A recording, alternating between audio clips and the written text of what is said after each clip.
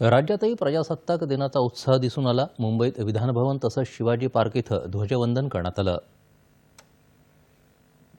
राज्यात प्रजासत्ताक दिनाचा मुख्य शासकीय सोहळा मुंबईत शिवाजी पार्कवर संपन्न झाला। राज्यपाल CP राधाकृष्णन आणि मुख्यमंत्री देवेंद्र फडणवीस यांच्या प्रमुख उपस्थितीत ध्वजवंदन करण्यात आलं। त्यानंतर राज्यपालांनी मनोगत व्यक्त केलं। पोलिसांचं विशेष पथसंचलन आणि त्यानंतर आकर्षक चित्ररथांच्या संचलनांनी कार्यक्रमाची सांगता झाली। Company commander Ranjita Joshi, platoon commander sub commander Madhushri आणि आर्या रामपाल। प्रजासत्ताक दिनानिमित्त मुंबईत विधानभवन इथं विधान परिषदेचे सभापती राम शिंदे यांच्या हस्ते ध्वजवंदन करण्यात आलं। यावेळी विधान परिषदेच्या उपसभापती डॉक्टर नीलम गोरेही उपस्थित होत्या।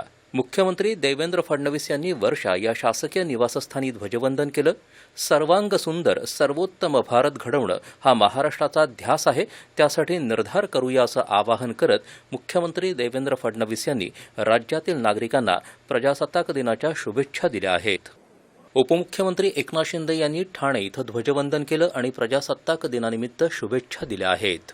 पुण्यातील शिवाजीनगरमधील पोलीस संचलन मैदानावर आयोजित समारंभात उपमुख्यमंत्री आणि जिल्ह्याचे पालकमंत्री अजित पवार यांच्या हस्ते तिरंगा फडकवण्यात आला। सर्व धर्म समभावाच्या विचारांचं संरक्षण आणि संवर्धन करण्यासाठी दृढसंकल्प करूया असं आवाहन अजित पवार यांनी केलं आहे।